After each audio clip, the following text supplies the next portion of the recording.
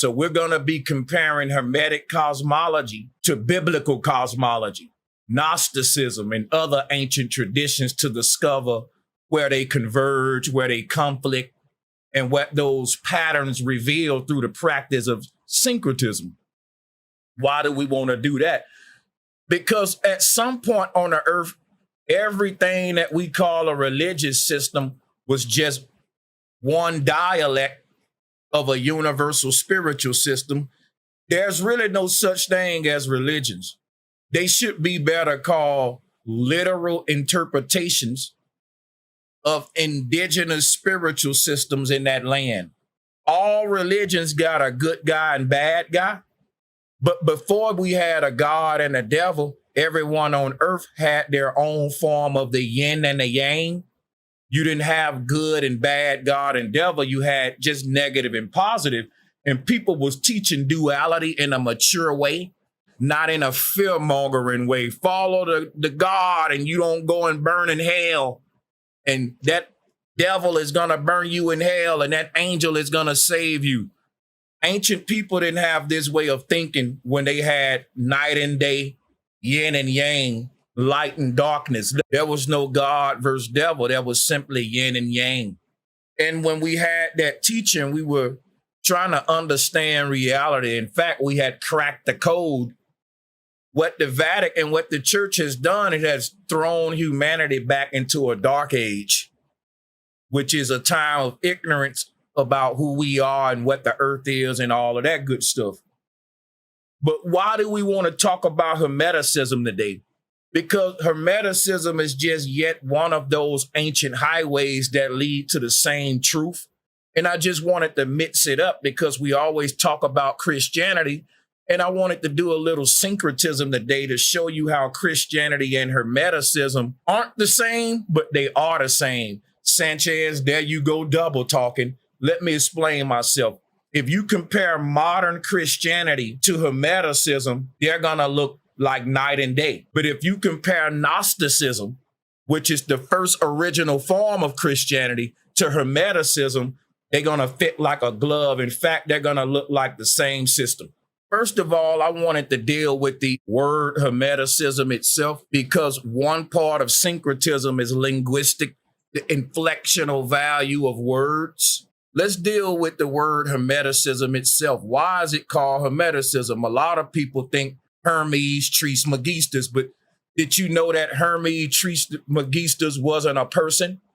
Hermes Trismegistus is a pseudonym. The name Hermes Trismegistus, by the way, it means thrice great. You can see that when you see trice. Tris is the word thrice, like 3 times. So when you say Megistus, that's like magistrate, magestus, majestic, majestus. So you're saying thrice great. Hermes Trismegistus is not really a name as much as it is a title. Hermes Trismegistus was never a man, but it was a deity, an archetype to represent man's God body. Like, for example, Leonardo da Vinci gave us Vitruvian man. We hear the 5%ers speak about the God body. You hear terms like the macro body. This God body, which is exists in a higher realm, is the ultimate you. And it's the one that this lower you must connect with in order to begin our ascent, according to the Hermetic people. Hermes Trismegistus, I keep repeating, is not a person. It's a title given to the soul. And oftentimes throughout history, this archetype, this title given to the soul, when we see, I'm going to give you an example right now to just so we can be thorough here, because I brought up Vitruvian man. Vitruvian man is Leonardo da Vinci trying to teach about the macro body or the God body. And what we see here is that you have different Vitruvian mans inside of each other. They're lined up, but you have each man in his own shape. So you have one in a circle, one in a square, and the action that he's performing is slightly variated in each shape. This is Leonardo da Vinci's way of teaching Hermeticism, because Hermeticism teaches that reality exists in multiple layers. and that basically there are parallel realities among us, and the universe is expressing the 360 in many different ways, which is why we see the square, which is 360 degrees. We see the circle, which is 360 degrees. So what we call a 360 of life is expressing itself in the various shapes that all equal out to 360, which is another way to say you exist in all parallel realities and you're still you, but you're slightly alternated. So I hope you guys understand this image here. It's like a line dance where you got multiple people lined up together, but you can't see behind the first one, and they start staggering their arms, doing little motions. We all seen these sequence dances. This is what Leonardo da Vinci showing us here about the nature of our multiple layered reality. And I'm starting here to show you guys what Hermeticism is about, not the little kindergarten basic stuff, but the deep stuff for really deep thinkers. Why I want to show you Vitruvian Man as well is to show you that Vitruvian Man is what became Jesus Christ. And ladies and gentlemen, this is why we see Vitruvian Man with his arms out. Christ was never a person that died for you.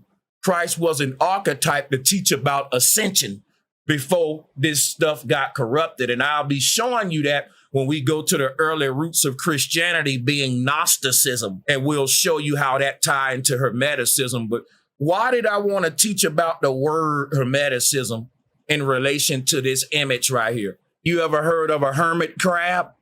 A hermit crab is a crab that lives in an external layer. It lives in a shell. We know that. That hermit crab will outgrow its shell, and it'll have to look for another one that fits it.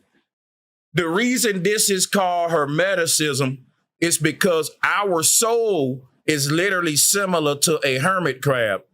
Our soul outgrows the reality that it's in, and it seeks for another experience, and that's called resurrection. So what I'm giving y'all is what we was teaching about resurrection before it became blood sacrifice. Before resurrection was something that you can only get by believing with faith and all of that old crap, that paganism, blood sacrifice. We're teaching the real deep divine truth about spiritual ascension right now. But let's start with the word Hermeticism, because a hermit lives in a temple or a dwelling, and this is really dealing with the fact that we are enclosed in the firmament dome. And you know we got to sync this with the cosmology. The Truman Show is based on a true story. Just like a hermit crab lives in a shell or a casing, our soul lives under a dome. We're in a Truman Show, and the root word of Hermeticism is hermit, because just like a hermit crab, we live inside of a terrarium or a shell. Now, if you take the S off the word shell, you get hell. It ain't a place of fire. It really should be spelled H-E-L-D. We're held inside of a particular barrier until we outgrow it. Nothing is really holding us here but the fact that you are contents inside of a seed casing. And it's like, what's holding the tree inside of a seed?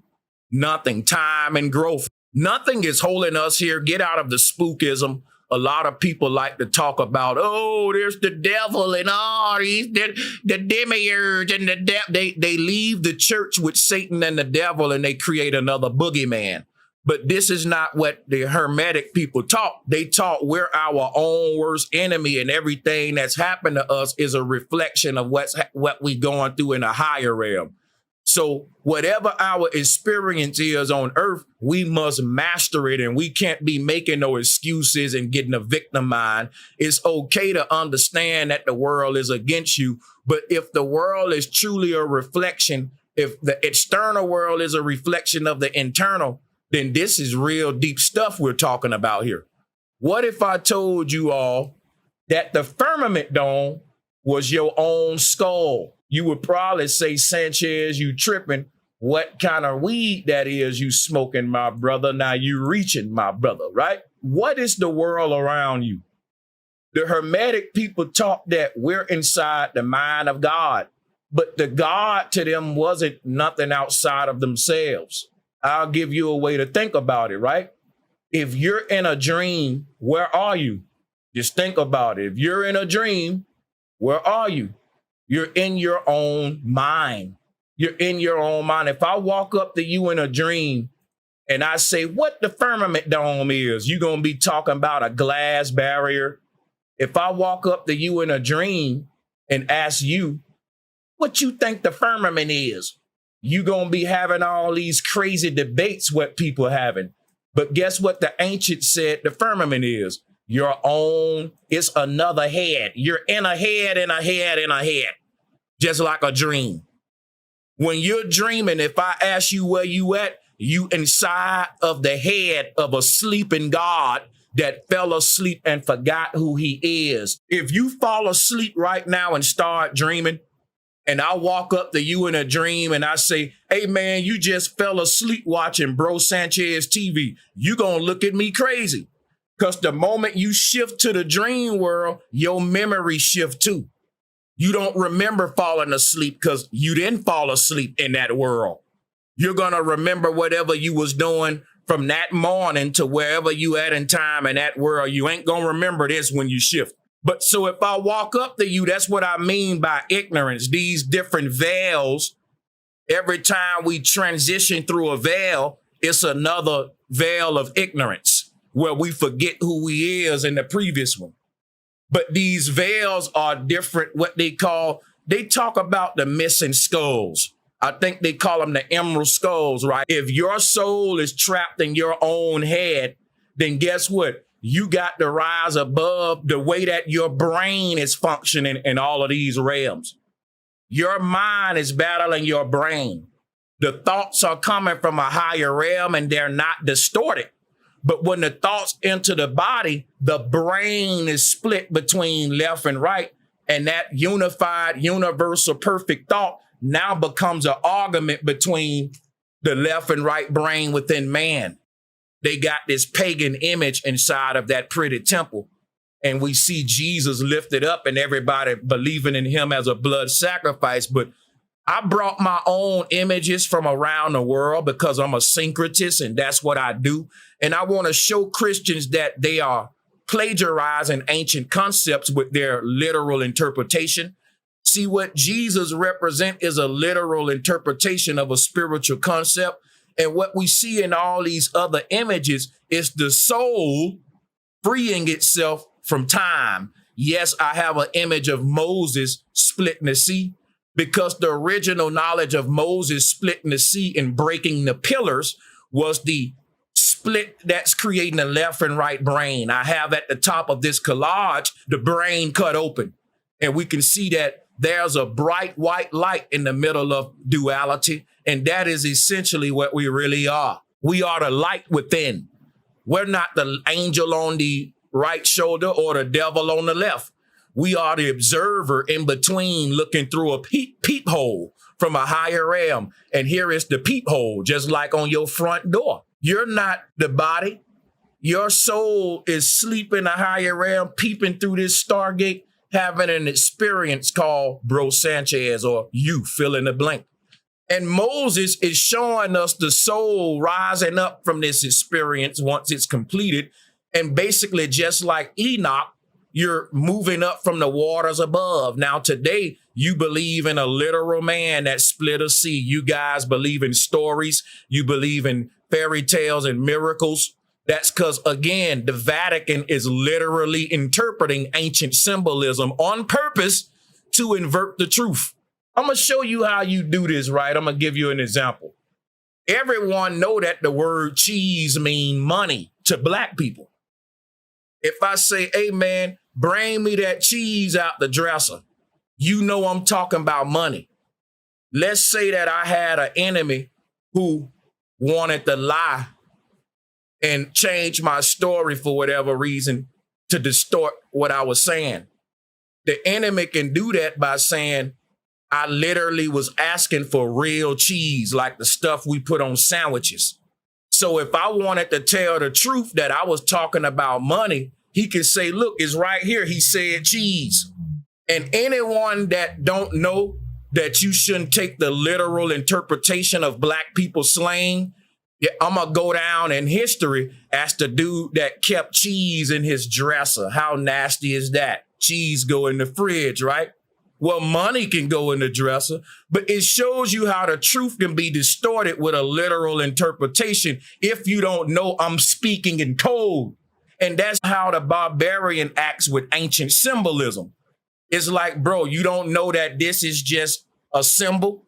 It's not a real person leaving the earth through a beanstalk or a portal.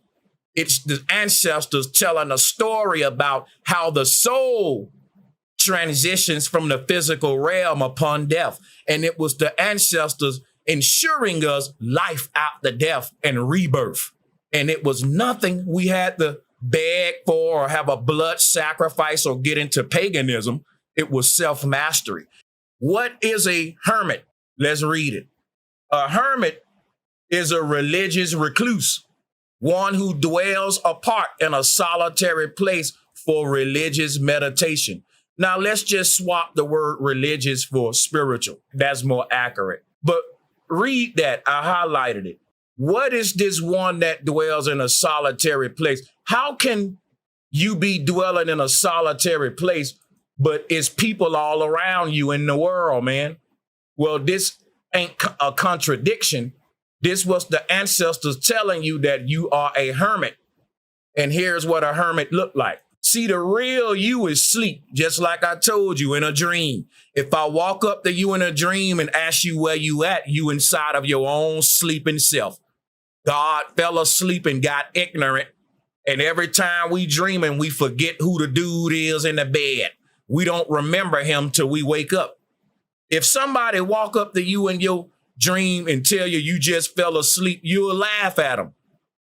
You got to keep that in mind, people, because you're in your own sleeping body right now. A hermit is any being that lives in a secluded, we're all isolated. We're in our own individual pods like seeds, and we all have been planted in this lower realm. So it's very important to know that you shouldn't get into spookism, because if you're not in this lower realm, just like a seed that ain't planted in the ground, you can't transform and become a tree. Start looking at yourself like a planted seed, okay? Seeds gotta be dropped down so they can rise up on their own. And in order for that seed to rise up, it gotta transform. It can't rise up out the ground as a seed. And that's the same reason no human will ever leave the earth in the flesh. And the Bible tell you that. So when you read these stories about Enoch and all these different people, no one never left this earth and took their body with them. It's impossible. You have to shift your consciousness, because the only thing that's beyond here is a sleeping you. Think about this, right? If you're dreaming and you're inside of a dream, how do you take your body in the dream back to the world where the other you is sleeping at? Can the you that's in your head in a dream meet the you that's in the bed sleeping, having a dream? No, it's impossible. The only way out the dream is awakening. And once you wake up, you are that you that was in the bed sleeping. But the two will never be standing together holding hands. Like, that ain't gonna happen. Hermes is Mercury, and Mercury carries the Caduceus staff, which is the Kundalini, which is the part of us that is able to transition the realms. And everything I'm teaching you today goes back to the part of us that travels the heavens. And that is the soul within man, that we must activate in order to free ourselves. And this is what Hermeticism was all about. But how do you free a tree from its seed shell casing? I'm asking a question. If I'm holding a seed in my hand, I'm holding a tree that's in bondage. But how do I liberate the tree inside the seed shell? I got to drop it down into the ground in isolation. This is a self journey. I got to cast that seed down from the higher realm. In the higher realm, you was a seed, you wasn't a tree. So if people want to know, well, what's the point of being down here? What's the point of a seed being thrown into darkness and isolation? And in the darkness, in the isolation, the seed transforms. That's the same thing happening to us right now on a spiritual level. This is what the core teachings of Hermeticism is all about. The soul inside the lower realm, or the dense body. Your light body is trapped in the dense body. And the only way the light body can transition the dense body is through learning and awakening and through outgrowing it, like a snake shedding its skin, because once the light within this body expands, then guess what? It will spill over into its other self that's in the next layer of reality. The moment your light grow beyond this particular realm and outshine it, this place disappears like it never existed. Well, Sanchez, that sound like a storybook. No, it don't. It sound like waking up from a dream, which is what you're in. What happens when you wake up from a dream? That world instantly fades away in a snap of a finger. And the moment you wake back up into this world, it's like, oh, yeah, man, I remember. Oh, yeah, I'm tripping. I was dreaming, man. So ain't nothing pseudo about what I'm saying. We do it all the time. We're hermits, y'all. We are beings that are transforming and expanding or growing inside of shells. And when we outgrow one shell, we got to find another shell. Now, death is you outgrowing this particular world around you and saying, you know what, I need a new experience. And you go into a new world that you didn't have to outgrow, and you keep going. It's simple. That's why I wanted to start off with the word Hermeticism itself. The truth is in the word, you know, if you're very thorough with your research. The Corpus Hermeticum. Again, we're doing word etymology. Why is it called the corpus? You go to etymology, the root word of corpus is corp, which is the same root word of corpse. Now, guess what? If you look up the etymology of corpse and the etymology of corp, it's the same thing. But I don't want to say it. I want to prove.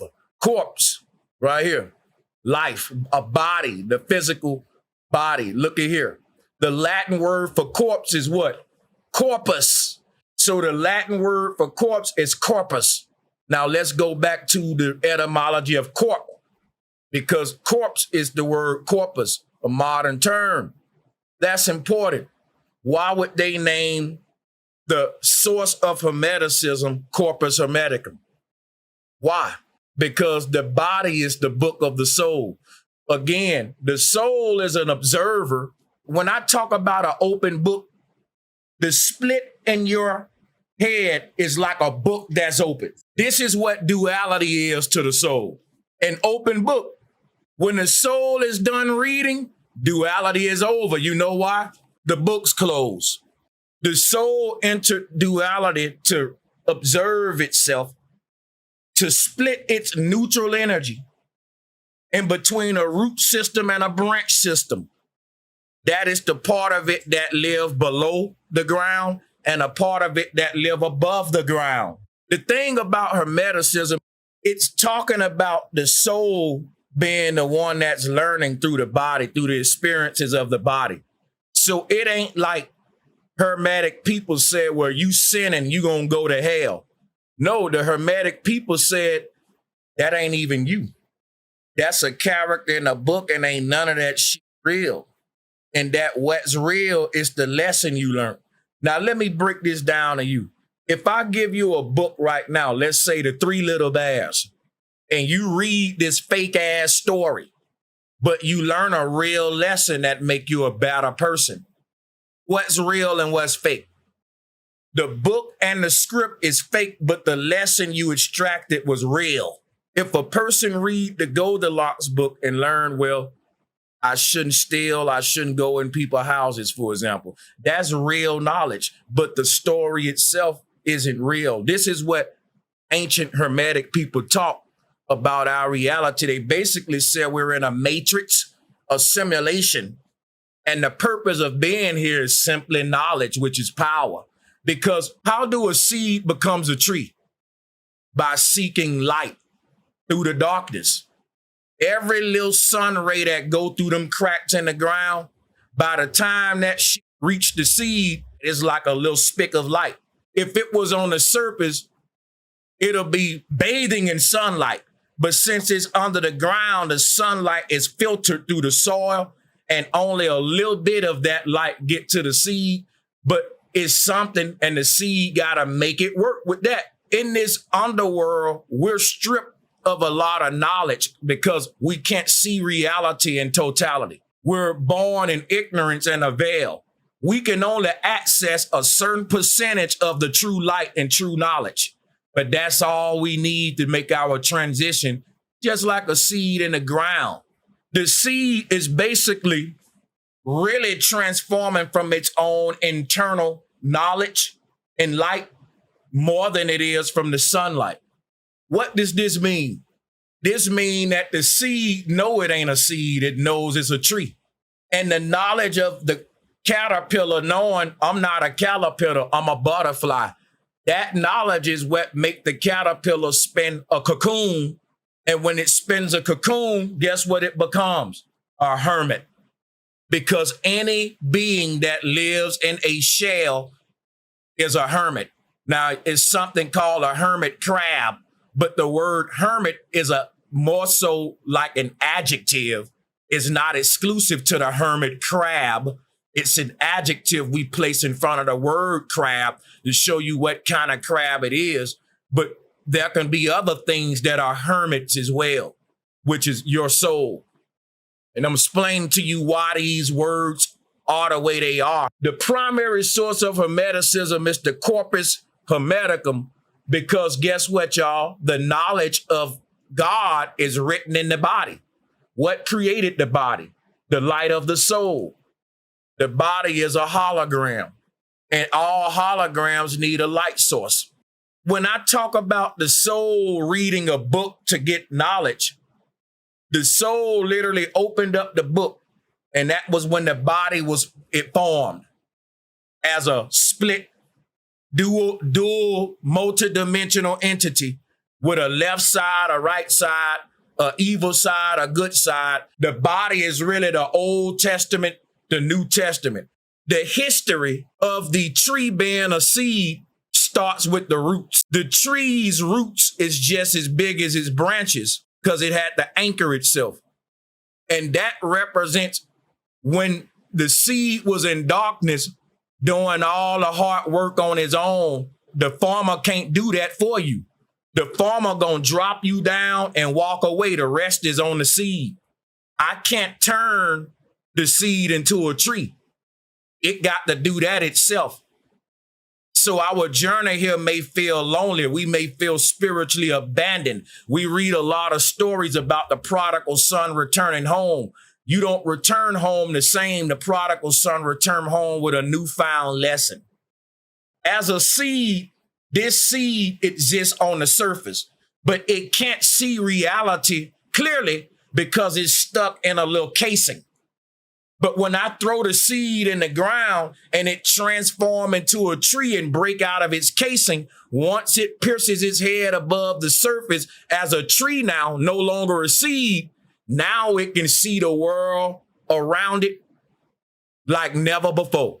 See, because when the tree was a seed and it was in the world, it's in this little casing. Once it become a tree, it sees the world differently because it's differently. That's basically what we're doing here. So the body is a shell for the soul, and the soul inside the body makes the soul a hermit. So we're all hermits, and that's very important to know when we land a foundation here to go deep for Hermeticism. Now, another primary source for Hermeticism, Asclepius, which is another deity that can be synonymous with Enoch and Noah. Noah is inside of an ark because the soul exists in the skull, which is the school. The symbol for Asclepius, by the way, let's break this word down, Asclepius, because again, if you look up what I am a syncretist. And one thing about syncretist is if you look up the word, a syncretist or a good syncretist deals with the inflectional value of words. A person may say, what do you mean by inflectional value? And the inflectional value that I find in the word asleep is the word asleep, because it's literally talking about Buddha being asleep in a tree. It's talking about the dormant energy within man that is waiting to awaken. The truth is in these words, y'all. Everything is everything and ain't nothing vain. There is nothing that's there for no reason. It's called what it's called for a reason, y'all. It's called Hermeticism for a reason. It's called asclepius because it is the knowledge of God being asleep. It is a Greek deity that is equivalent to Mercury and carries the herald staff or the caduceus staff. How come all of these deities are synonymous with Mercury and carrying the caduceus? Why? Why do they all carry caduceus? Because here go the two serpents here. Now, the word sand in the Bible is the word sign, dealing with sine wave. God speaks in signs. That means vibratory energy. In other words, a person don't just say, I see you, God. A person say, oh man, you feeling me? You feel that? The invisible spiritual realm, we're blinded to it. We can't see it, but we can feel it. When a person say, oh man, you felt that? Certain things we don't see, certain things we don't physically touch us. Like if I say you feeling my song, that mean the vibe that I was trying to capture in the song, you can tap into it. You get the vibe. That's what I mean by invisible energy. So asclepius here is holding on to just like Mercury, we get the caduceus staff. Let's blow it up. Now, another form of asclepius, because I'm a syncretist, we got to go into Jack and the Beanstalk. So any story that you're reading with a person leaving the earth and going up to the higher realm on a beanstalk or a stick or a staff, or in some cases, they may not have nothing, like Enoch. Enoch is a form of asclepius. None of these were real people. They were stories to tell how our soul ascend up through the North Pole or the central nervous system. Because again, you're in your own body. But the soul exits the body through the central nervous system. The staff that Asclepius is holding is your spinal cord, or what they call the backbone of Osiris. I want to show you other versions of this. They call it the Jedi or the Jedi, the Jed. We see images like this with the pharaoh carrying this beanstalk or the key of life. It can be looked at as a key, a pillar. This scepter is how the pharaoh is able to transition the worlds. What is the tree? We see Buddha in the tree. Well, the thing about Buddha is the word body. Buddha is body. The soul is sleep inside the body. The name of the tree is called a Bodhi tree. But the word Bodha or Bodhi, Buddha tree, body tree. What is the tree inside the body, people? There's a tree growing from the root chakra. Why you think it's called a root chakra? Trees grow from the root. And your root chakra is where your tree of life within you is growing from, and it's spread out like branches as it goes to the crown. Along the tree and its branches is fruit. This tree bears fruit. If you tell a person that just like a tree with fruit on it, that's what the central nervous system is. Check it out. The tree of life, where is Eden? Eden is the pineal gland, or the place of pineal where Jacob met God. Just like if you got a tree, we can make a little tree right here. Boom. It can have little branches and stuff on it like that. And the branches can have fruit on it. Look. And what that fruit is, your chakras. These little balls that you see on the tree branches is like fruit going on a tree. But see, everything happening in a physical realm is happening on a spiritual realm. And on a spiritual realm, the fruit that you bear All of these different chakras, because you know it's 7 hermetic principles. This is literally a spiritual tree within man. It's a tower, a spiritual tower. And it connects our higher self to the body. And the higher self is an invisible consciousness, your mind, which can't be touched or cut. Your mind is invisible. You can't see the mind, but we know it's there. It's the one that's having this experience and that's observing this whole thing. But we don't know where to find it at because it don't exist in the physical realm. If I'm looking out my peephole, am I outside? No, I'm inside my house as a hermit crab. I'm just looking outside my house through a peephole called a body. This is what this tower does, is allow the soul to enter the simulation. Antenna technology, if you will. With antenna technology, you can wirelessly shift the consciousness to altered state simulation. That's technology we got today. Like you got trees in the spiritual realm with fruit on it, but it ain't like people eating off it because they hungry and stuff like that. But it'll look just like a tree. It ain't got nothing to do with eating apples and oranges.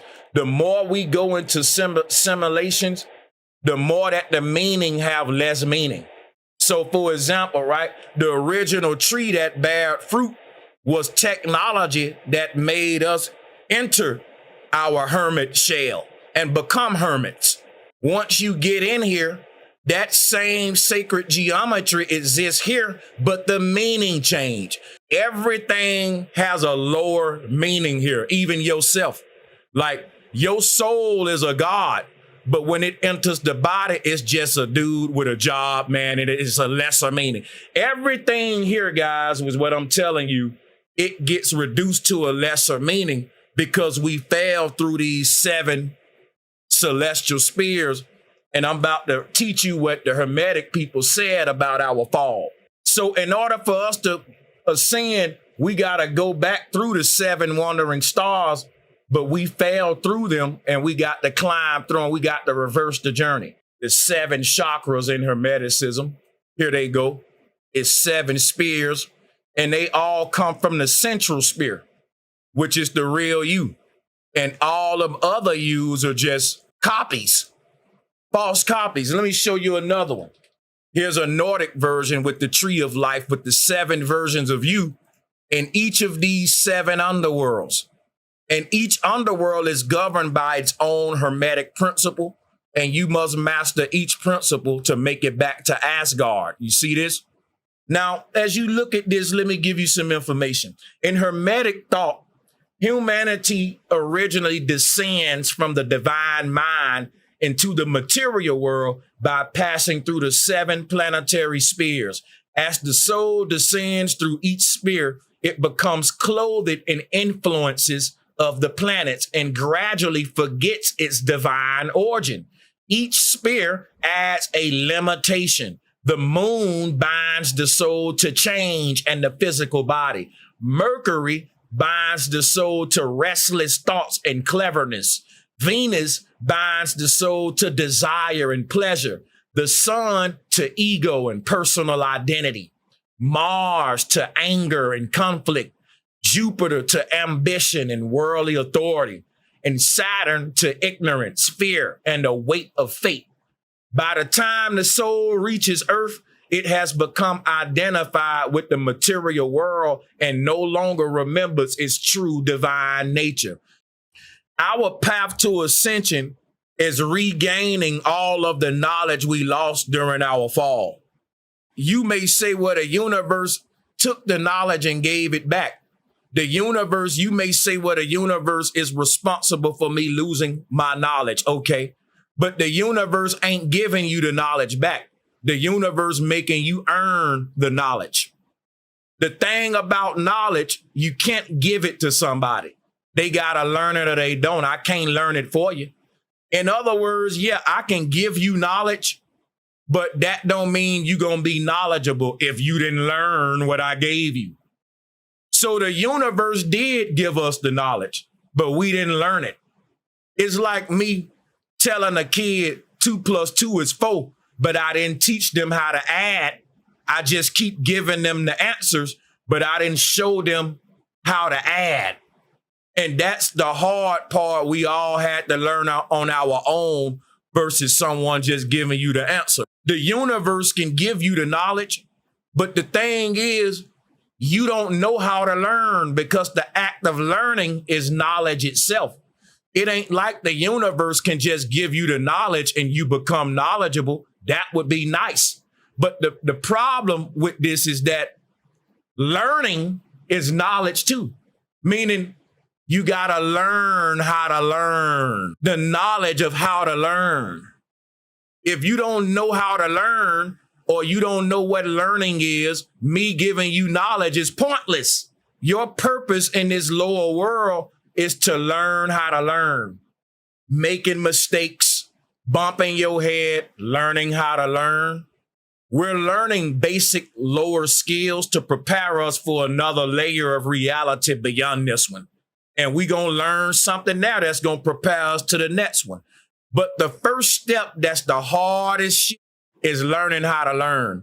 Now, that sounds crazy, right? Because as a being with all that knowledge, you knew that 2 + 2 was 4, but you didn't know why it was 4.